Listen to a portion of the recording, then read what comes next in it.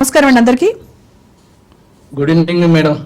So ముందుగా కైలాష్ నేత గారు, కాళేశ్వరం ప్రాజెక్ట్ సంబంధించి విచారణను ఎదుర్కోవడానికి తాను సిద్ధంగా ఉన్నాను అని దానికి ముహూర్తం కూడా ఖరారు చేసుకున్నారు మాజీ ముఖ్యమంత్రి కేసీఆర్. సో అంటే కాంగ్రెస్ ఊహించిందేనా, లేదంటే ఆయన రారు, ఇంతకుముందు మనము విద్యుత్ దానికి సంబంధించి నోటీసులు ఇస్తే కూడా ఆయన హాజరు అవ్వలేదు కాబట్టి ఈసారి కూడా రారు అనేటువంటి దీనిలో ఉందా కాంగ్రెస్? ఇప్పుడు సార్ని ఎదుర్కోవడానికి కాంగ్రెస్ ప్రభుత్వం సిద్ధంగా ఉందా? ఏం జరగబోతుంది అనుకుంటున్నారు? Good evening madam. మీకు, యాజమాన్యానికి, ప్యానల్లో ఉన్నటువంటి కోటేశ్వరరావు సారు, అల్జాపర్ శ్రీను, అదేవిధంగా మా తమ్ముడు దత్తుకు అందరికీ కూడా నమస్కారం. ఇప్పుడు మేడం, కాళేశ్వరం అనేటువంటి ప్రాజెక్టు అది తెలంగాణ ప్రజలకు ఉపయోగం, తెలంగాణ ప్రజల యొక్క సాగునీరు, తాగునీరు. ఇది వాస్తవంగా ముఖ్యమంత్రి ఆనాడుగా ఉన్నటువంటి కేసీఆర్ గారు కర్త కర్మ క్రియ.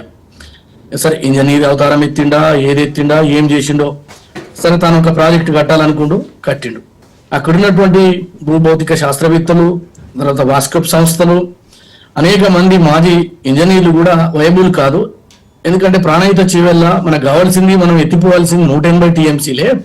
మరి మహారాష్ట్రతో మాట్లాడి మనం ప్రాణహిత చేవెళ్ళ తుమ్మిడిహట్టి దగ్గర కడితే బాగుంటుందని చెప్పేసి చెప్పడం జరిగింది. కానీ అవన్నీ కూడా ఆనాటి ముఖ్యమంత్రిగా పనిచేసినటువంటి కేసీఆర్ గారు ఎవరు మాట వినలేదు. ఎందుకంటే ఇప్పుడు ఇవాళ ఎవరైతే ఇంజనీర్లు, చీఫ్ ఇంజనీర్లు, దాంట్లో పనిచేసినటువంటి అధికారులు, తర్వాత నిర్మాణ సంస్థలు చెప్పినటువంటి అంశాన్ని కూడా పక్కకు పెట్టి కేసీఆర్ గారి డైరెక్షన్ లో జరిగింది. మరి జరిగినటువంటి తప్పుకు ఎవరి బాధ్యత వహించాలంటే, వాళ్ళేమో మాకు సంబంధం లేదంటారు. ఇప్పుడు బయటకు వచ్చే మేమే కట్టినాం, మా కళల సౌధం తెలంగాణకు పెద్ద మణిహారంగా తీర్చిదిద్దుతున్నాం అని చెప్పి బయట చెప్పి, మళ్ళీ లోపలికి వచ్చేసరికి ఇంటర్నల్ గా మాకేం సంబంధం, అధికారులు కట్టిండు, అక్కడ ఉన్నటువంటి వాళ్ళు కట్టిందని చెప్పేసి బయట మాట్లాడుతున్నటువంటి. సరే, ఏది ఏమైనా విచారణకు సహకరించి విచారణ ఉన్నటువంటి వారి యొక్క ప్రశ్నలకు సమాధానం ఇస్తే డెఫినెట్ గా చట్టపరంగా నష్టం ఎంత జరిగింది, ఎవరికి జరిగింది అనేటువంటి దాని మీద ఆ యొక్క కమిషన్ తీసుకునే చర్యల మీద ఆధారపడి ఉంటాయి. ఇందులో మీరు కానీ మేము కానీ ఎవరైనా ప్రభావితం చేసేటువంటి అంశాలు ఉంటాయి. రెండో విషయం, లోపల ఏం జరుగుతుందనేది మనం ఇప్పుడే చెప్పజాలం. కానీ ఇక్కడ మనం గమనించాల్సింది ఏంటంటే, తెల్ల ఏనుగు అంటే తెలంగాణకు పెనుభారంగా మారినటువంటి కాళేశ్వరం ప్రాజెక్టు వద్దు మొర్రో అని చెప్పి తెలంగాణలో ఉన్నటువంటి సకల మేధావులు, ఇంజనీర్లు అందరూ వద్దన్నా కావాలనే కట్టి, వాస్కోప్ లాంటి గొప్ప సంస్థలు ఇచ్చినట్టు దాన్ని కూడా మళ్ళీ తిరిగి మళ్ళీ వీళ్ళే మొత్తం ఎంక్వైరీ చేయించి దాని మీద టోటల్ గా ఆధిపత్యం చెలాయించి అధికారులను భయపెట్టించి కట్టడం జరిగింది. కట్టిన తర్వాత కూలిపోయింది. దీనివల్ల వీళ్ళు ఏమంటారు బయట అంటే, ఇక గమ్మతి, అవునండి ఒక పిల్లర్ కూడితే రిపేర్ చేయించొద్దు అంటారు. గమనించాల్సింది ఇక్కడ ఒక పిల్లర్ అనేటువంటి సమస్య కాదు, సెంటర్ పాయింట్ మూల వెన్ను విరిగితే ప్రాజెక్టు పనికిరాదు. ఇప్పటికే నేషనల్ డ్యామ్ సేఫ్టీ అథారిటీ వారు క్లియర్ గా చెప్పిండ్రు, ఇది పనికిరాదు, దీన్ని చేయాలని కూడా చాలా పెద్ద ఎత్తున చేయాల్సినటువంటి అవసరం ఉంది అని చెప్పేసి వాళ్ళు చెప్పడం జరిగింది. కాబట్టి ఇవాళ ఎంక్వైరీ జరిగితే సార్ వస్తారు, ఆ తర్వాత ప్రభుత్వం భయపడుతుంది, బేంబేలు ఎత్తుతారు. ఎందుకు మేడం ఏం భయపడుతుంది? ఇలాంటి బేంబేలు ఎత్తుతూనే తెలంగాణ ప్రజలు బోర్ల బొక్కల బండబెట్టి సారు 16 అంటేనే తీసుకుపోయి ఫామ్ హౌస్ లో కుసబెట్టిండ్రు. రెండో విషయం, జరగాల్సినటువంటి చర్చ ఎక్కడ? అసెంబ్లీలో జరగాలి. ప్రజలకు సంబంధించినటువంటి అంశాలు కానీ చట్టాలకు కానీ అసెంబ్లీలో జరగాలి. మరి అసెంబ్లీకి ఎందుకు రారు? ఈ ముఖ్యమంత్రిగా పనిచేసినటువంటి కేసీఆర్ గారికి సుదీర్ఘ అనుభవం ఉంది, అది ఉద్యమాలే కానీ రాజకీయాలే కానీ. మరి అసెంబ్లీకి రారు, ఫామ్ హౌస్ లోనే ఉంటారు, సెక్రటరియట్ కు రారు, తిరిగి మళ్ళీ మా సార్ వస్తే బేంబేలు ఎత్తుతారు, భయపడతారు, గర్జిస్తారు. ఏం దయ్యమా కేసీఆర్? కేసీఆర్ ఏమన్నా పుల? ఆయన ఒక సాధారణ మనిషి.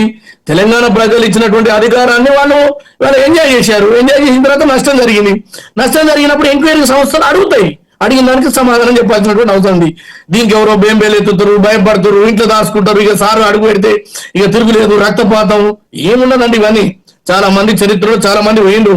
శ్రీమతి ఇందిరాగాంధీ దేశాన్ని అప్రయత్నంగా పరిపాలించినారు, నందమూరి తారక రామారావు పరిపాలించాడు, రాజశేఖర రెడ్డి గారు పరిపాలించారు. ఎవరైనా తమ పద్ధతుల్లో పట్టినే ప్రజలకు ఇచ్చినటువంటి ఏదైతే అధికారం ఉందో దాన్ని ఉన్నంత మేరకే ఉంటది. అది ఇరిగిపోయిన తర్వాత ఎవరికి ఏం పెద్ద ఏం ఉండదు, తీసేసిన తర్వాత వాళ్ళు మాజీలే.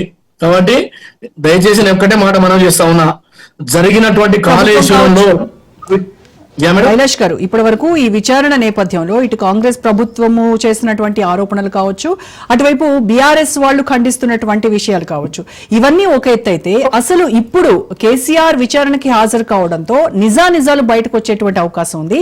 ఈ నేపథ్యంలోనే కాంగ్రెస్ భయపడుతోంది అనేది ఒక వాదన. మేడం ఇప్పుడు కేసీఆర్ ని చూసి భయపడితే రేవంత్ రెడ్డి గారు ముఖ్యమంత్రి ఎందుకు అవుతాడు? ఆయన ఓడగొట్టిందే మా రేవంత్ రెడ్డి గారు కదా. తెలంగాణ ప్రజల మధ్య ఎజెండా పెట్టి మీరు గజకర్ణ గోకర్ణ టక్కు టమారాల నీతులు ఎన్ని చెప్పి ఎన్ని అబద్ధాలు చెప్పి అధికారంలోకి వచ్చిండ్రో ఆ 10 సంవత్సరాల కాలంలో పడ్డ బాధలు ఎన్నో తెలంగాణ ప్రజలకు తెలియని కాదు. ఏం చెప్పిండ్రు? 1 కోటి ఎకరాలకు మాగానే నీళ్ళు ఇస్తా అన్నారు.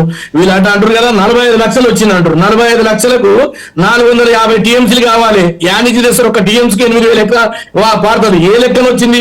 ఇప్పుడు కాళేశ్వరం వల్ల మనం ఎత్తిపోస్తుంది 180 టీఎంసీలే అండి. పచ్చి అబద్ధాలు. వీళ్ళు కొత్త ప్రాజెక్టు కట్టలేరు. కట్టిన ప్రాజెక్టే కూలిపోయింది కాబట్టి తమ దొంగతనం బయటపడుతుంది, దోపిడీ బయటపడుతుంది. కమిషన్లు కక్కుర్తిపడి తెలంగాణ ప్రజల రక్తంతో కట్టినటువంటి ప్రాజెక్టులు కుప్పగూలిపోయినాయి. మేమేం సమాధానం చెప్పాలి అని చెప్పేసి వీళ్ళ కొత్త డ్రామాలు మొదలు పెట్టిండ్రు. ఎవరైనా భయపడతారు? దేనికి భయపడతారు? ఎవరు తప్పిదం ఎవరైతే చేస్తారో వాళ్ళే భయపడతారు. కమిషన్ అనేది హైకోర్టులో సుప్రీంకోర్టులో పనిచేసినటువంటి న్యాయవాదితోని కదా మేము వేసింది. ఆయన రాజకీయ పార్టీ నియామకం కాదు కదా. ఆయన తప్పకుండా తేలుస్తాడు. ఇవాళ తప్పు జరిగింది అని అనుకుంటే వాళ్ళకే శిక్ష. జరగలేదు, నిజాయితీగా జరిగింది, 100% మేము నీతిగా చేసినాం, రూపాయి తీసుకోలేరు అంటే సహకారం చేయవలసి ఉంటది. 70 సంవత్సరాల స్వతంత్ర భారతదేశంలో ఎన్ని ప్రాజెక్టులు కట్టలే కాంగ్రెస్ పార్టీ, మనం ఎందుకు కూలిపోతలేవు? ఇవన్నీ కూడా ప్రజలు ఆలోచన చేస్తా ఉన్నారు. కాబట్టి కూలిపోయిన దానికి జరిగినటువంటి అవినీతికి ఖచ్చితంగా లింక్ ఉంది. దీంట్లో పూర్తిగా తమకు సంబంధించినటువంటి సంస్థలకు మీరు అప్పనంగా దోచిపెట్టి తద్వారా వచ్చినటువంటి కమిషన్లని ఇవాళ బీఆర్ఎస్ నాయకులు, బీఆర్ఎస్ రాజ్యం, ఆ తర్వాత ఖాతాల్లో డబ్బులు, విమానాలు ఇవన్నీ కొనుక్కునేది కూడా ప్రజల సొమ్ముతోటే. మీరేమో పాతివ్రత్య పాఠాలు చెప్తే తెలంగాణ ప్రజలు సిద్ధంగా లేరు. మనం చెప్తా ఉన్నా, తెలంగాణ ప్రజలకు మేలు కంటే 10 సంవత్సరాల కాలంలో పట్టి పీడించిన పీడ విరగడైంది కాబట్టి మీకు అధికార కుర్చీ మీద దాంతో అడ్డగోలే మా మీద మాట్లాడుతున్నారు. ఈ 17 నెలల కాలంలో మేము చేసినటువంటి పనుల మీద ఈర్షతోటి, ద్వేషంతో రైట్ కైలాష్ నాథ్ గారు.